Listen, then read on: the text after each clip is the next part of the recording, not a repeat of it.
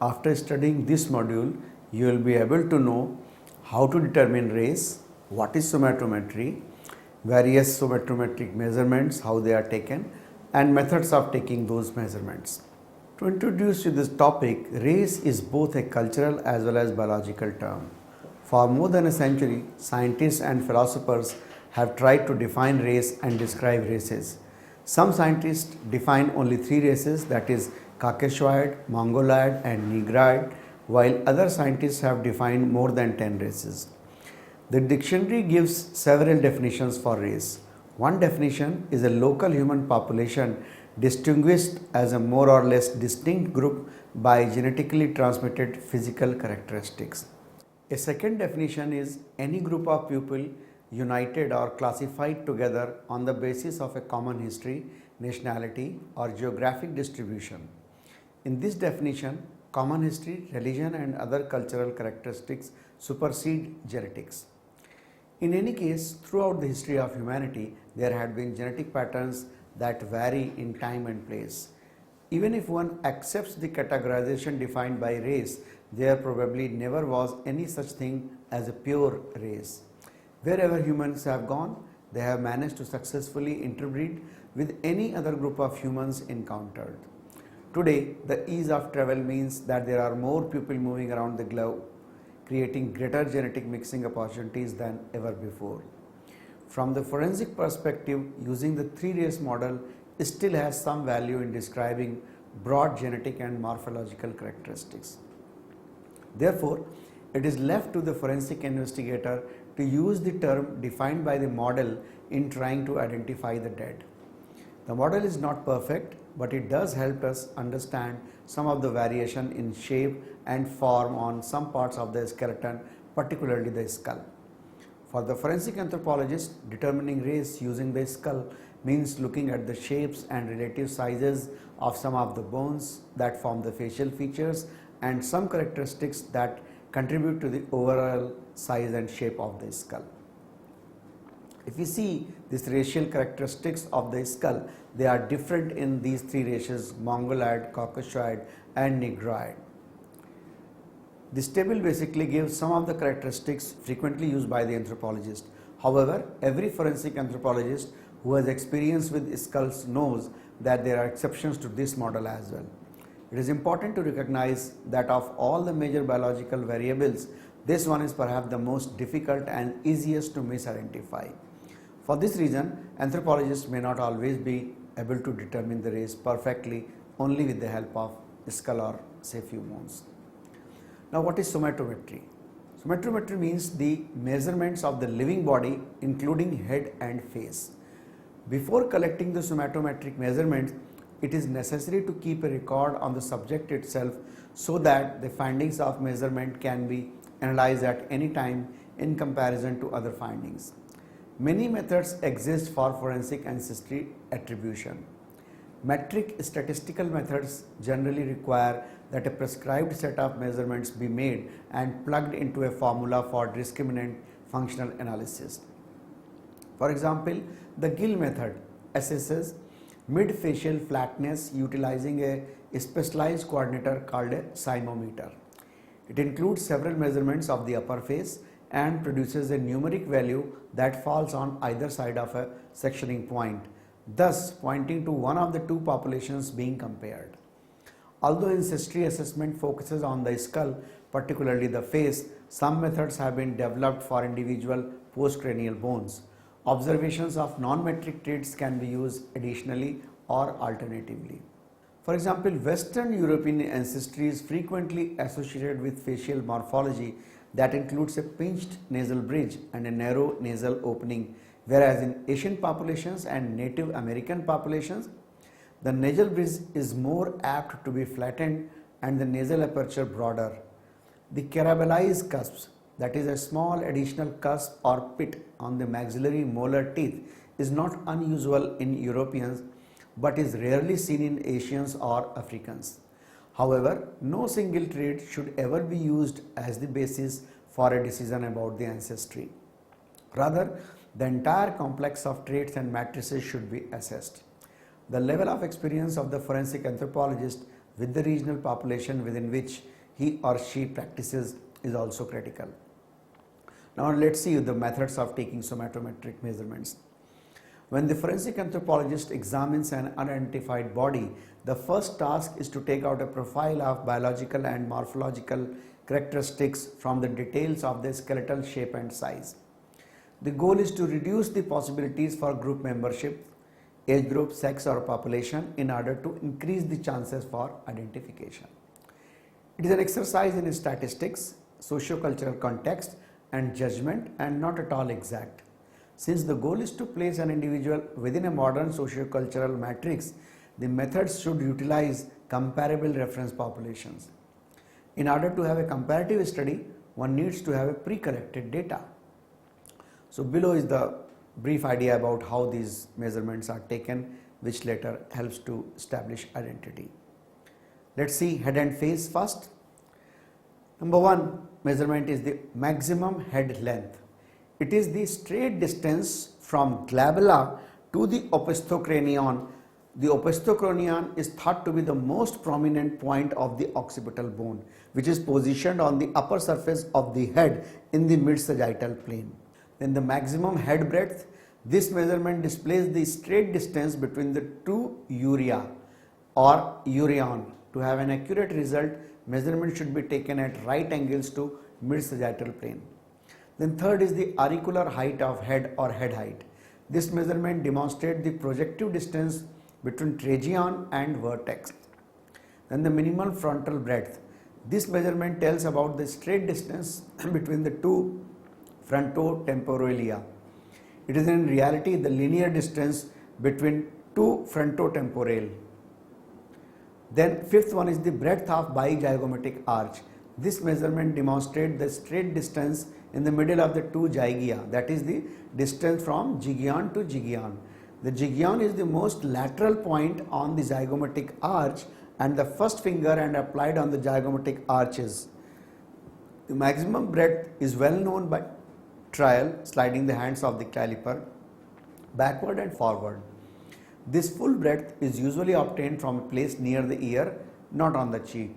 Special care should be kept in mind while the process of operation remains ongoing because the skin may get displaced at the period of regarding the measurement.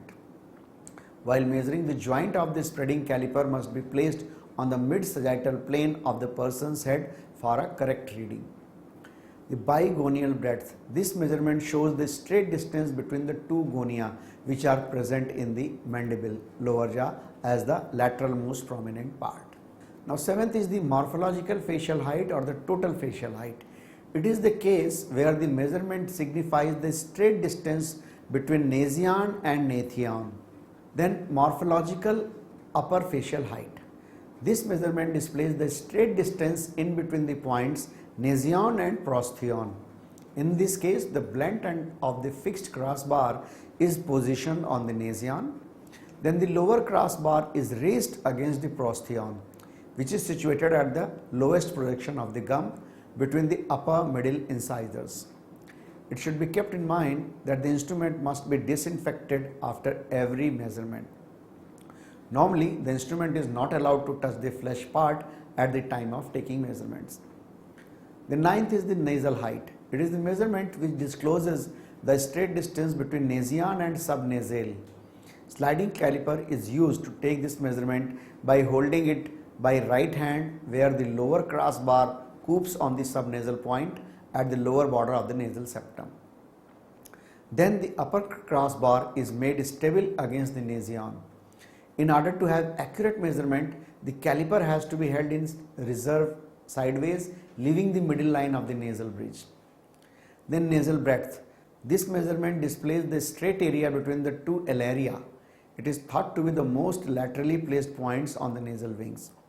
In this measurements is taken with the help of sliding caliper where upper crossbar is positioned against the right alair of the nose and the movable crossbar is adjusted on the other alair or ala. While taking the measurement, we should remember that for getting accurate measurement, even a slight pressure on the nasal wings must be avoided. The 11th is the nasal depth.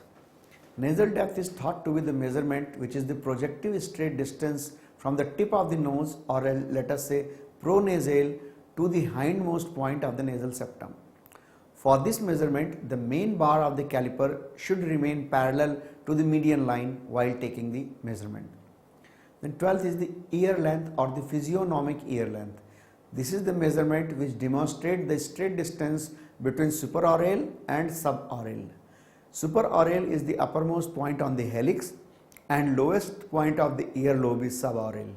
Ear breadth or physiognomic ear breadth. Result of this measurement is the straight distance in between the two most lateral points of the ear, where one point lies at the base of the ear and the other point lies at the posterior border of the ear cartilage.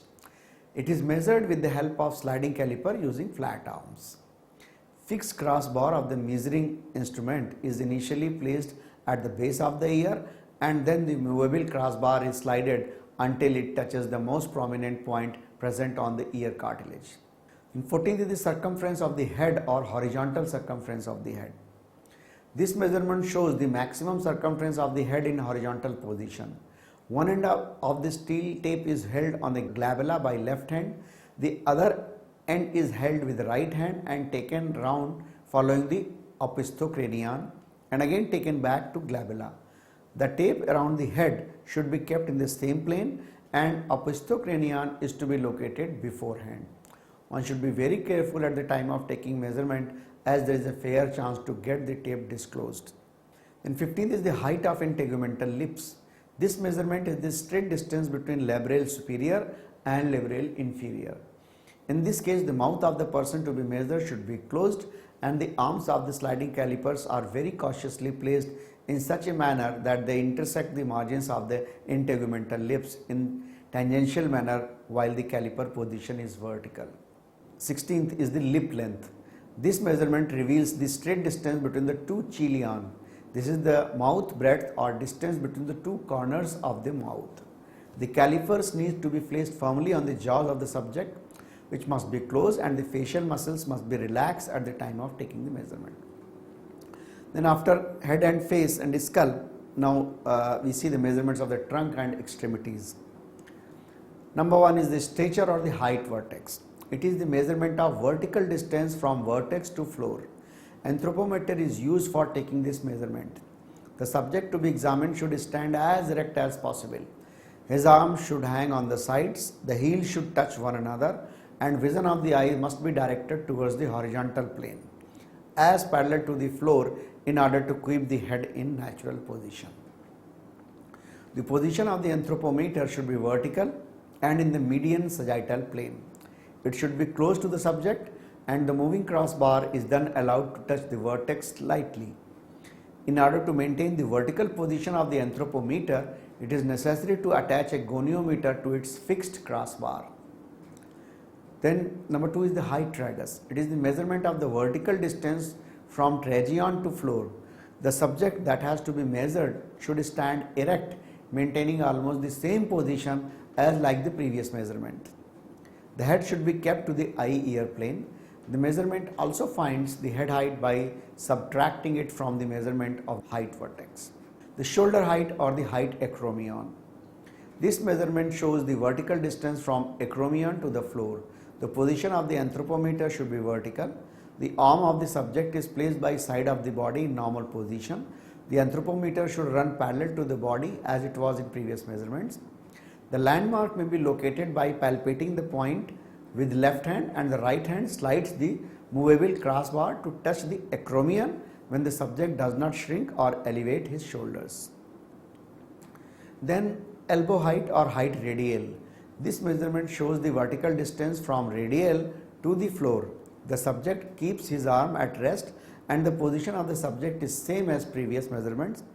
The movable crossbar is touched at the radial point to take the measurement. Wrist height or height stellion. This is the measurement which indicates the vertical distance from stellion to floor.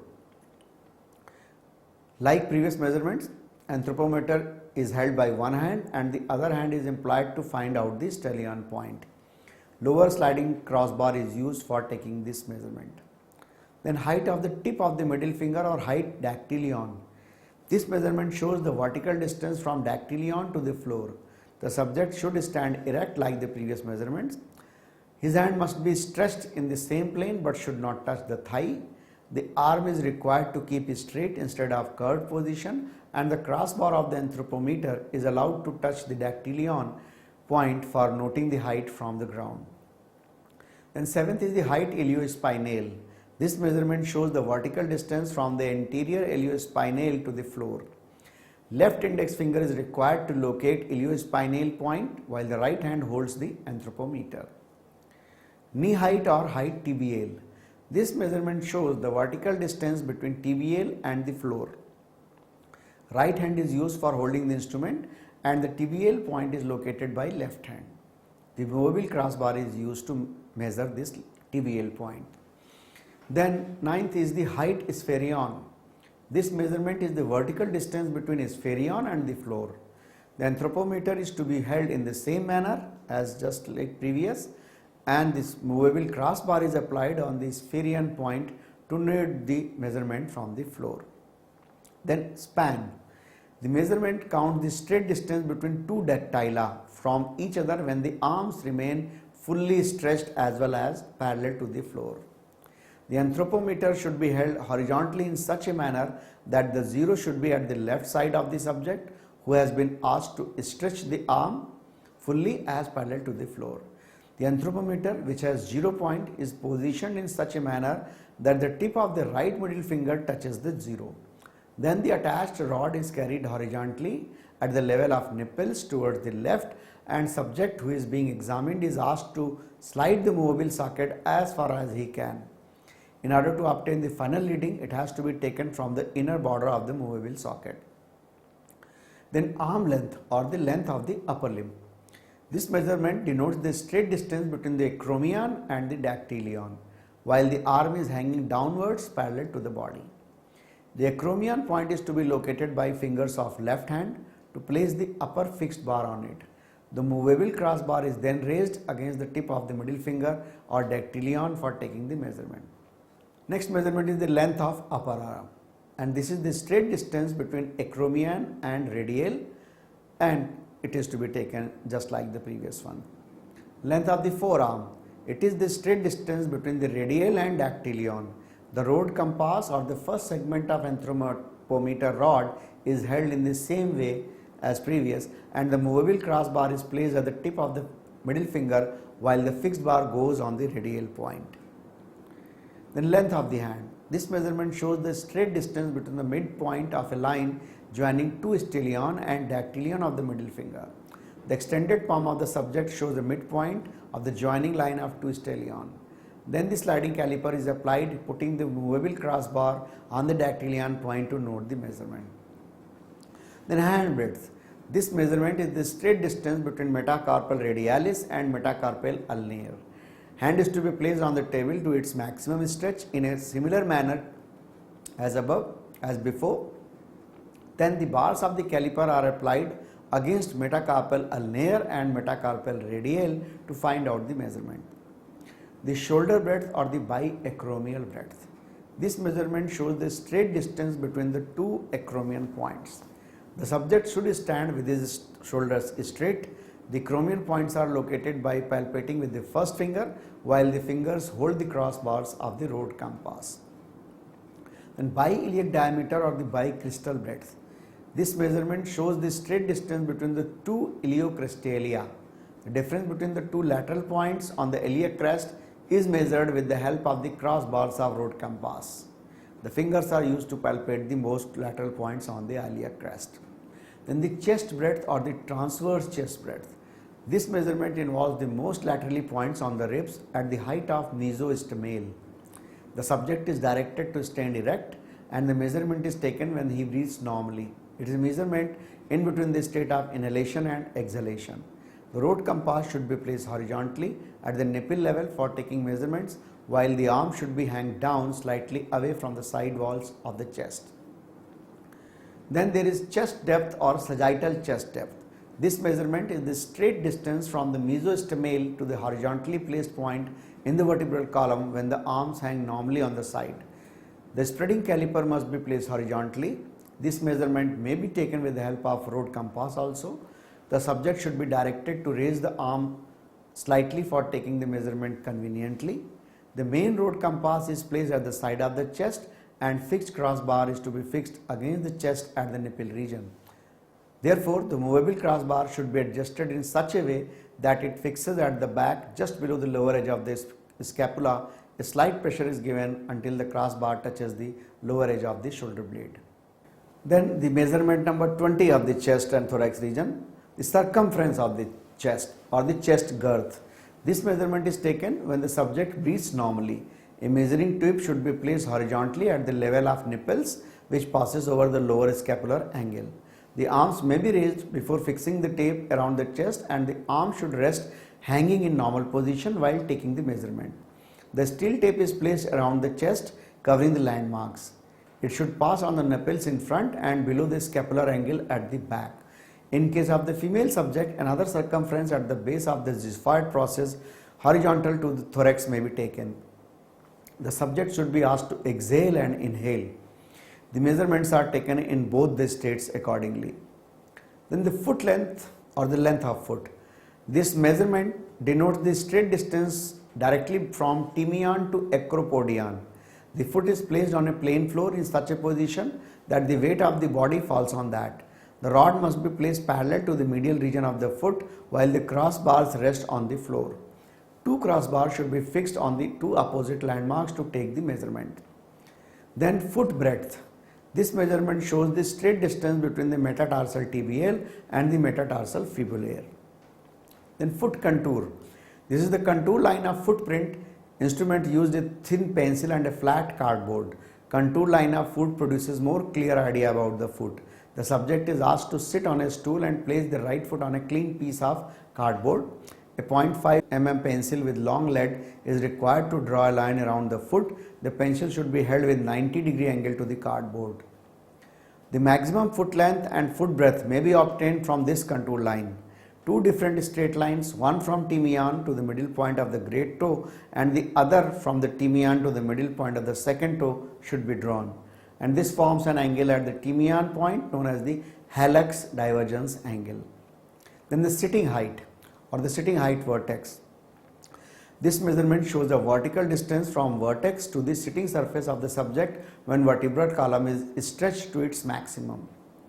Then the length of lower leg. This is a projective measurement that can be obtained by subtracting height Spherion from height tibiale. The anthropometer rod must be placed parallel to the medial margin of the foot while the weight of the body should rest mainly on the right foot. And then the length of the thigh. This is also a projective measurement which can be obtained by subtracting height tibial from height anterior iliospinal. 7% of the value has to be subtracted to get actual length of thigh. Then height symphysion or the penile height.